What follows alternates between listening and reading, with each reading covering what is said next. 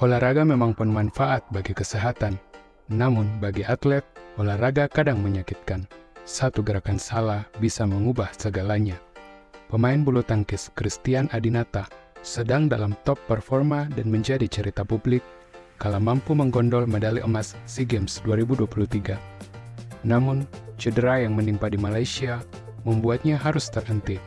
Bagaimana kondisi Nata saat ini? Kapan kira-kira kembali ke lapangan? Ataukah dia sudah menyerah? Tonton terus sampai akhir ya.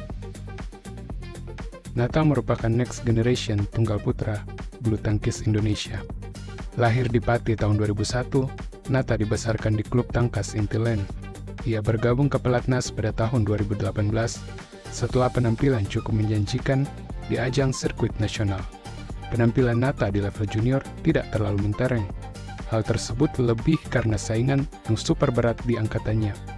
Nama-nama seperti Kunlavut Vitsarn, Lakshya Sen, Kodai Narauka, dan Lee Si Feng adalah beberapa lawan Nata di masa junior. Mereka kini sudah warawiri di BWF World Tour.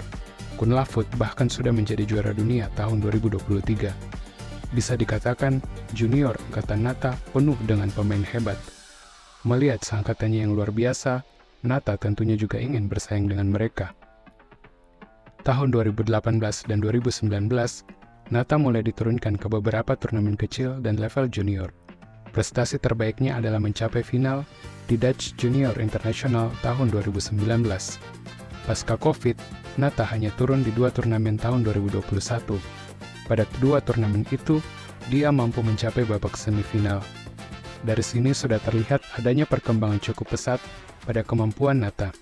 Dia memiliki refleks cepat untuk mengantisipasi pergerakan shuttlecock. Nata juga meningkatkan kemampuan teknikal, pergelangan tangan yang lebih lincah, sehingga kerap melakukan pukulan tipuan yang mengecoh lawan. Penampilan Nata mulai mendapat perhatian publik pada Badminton Asia Team Championship 2022. Pada fase grup melawan Korea Selatan, Nata turun di partai kelima yang merupakan penentu. Tampil mengesankan, Nata berhasil menundukkan pemain Korea Selatan dan membawa Indonesia lolos ke tahap selanjutnya. Indonesia pada akhirnya mampu lolos ke final sebelum kalah dari Malaysia. Nata yang tampil ciamik mulai dielu-elukan netizen karena dianggap memiliki permainan indah seperti Anthony Ginting. Memang terlihat footwork yang lincah dan ringan ala Ginting, ditunjang dengan smash keras, diselingi pukulan tipuan yang mematikan. Namun, sepertinya Nata masih harus mengasah permainan netnya untuk lebih memancing lawan mengangkat shuttlecock. Hasil positif di BATC menjadi momentum bagi Nata. Gelar pertama bagi Nata akhirnya tercapai di bulan Juni 2022. Dia berhasil menjadi juara di Italia International setelah di final mengalahkan Magnus Johansson dari Denmark. Ini merupakan capaian fenomenal karena Nata bertanding mulai dari babak kualifikasi. Perkembangan pesat Nata juga terlihat pada ranking dunia. Memulai awal tahun 2022 di peringkat 196, Nata berhasil menutup tahun dengan berada di ranking 83, naik 113 strip. Sampai di titik ini, sepertinya karir Nata akan berkembang terus. Gimana menurut kamu? Kalau video ini cukup menarik, jangan lupa klik subscribe ya. Terima kasih. Kenaikan peringkat Nata membuka kesempatan baginya untuk mulai turun di BWF World Tour pada tahun 2023. Pada fase ini, kualitas lawan yang dihadapi pun semakin sulit. Di beberapa turnamen pembuka, Nata belum mampu tampil maksimal, terlebih karena ia harus memulai dari babak kualifikasi.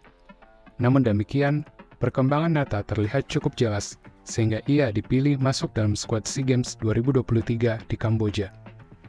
Di nomor beregu, tim Indonesia berhasil membawa pulang medali emas. Pada partai individu, Nata ditunjuk untuk menjadi perwakilan Indonesia bersama Chico Aura Dwi Wardoyo.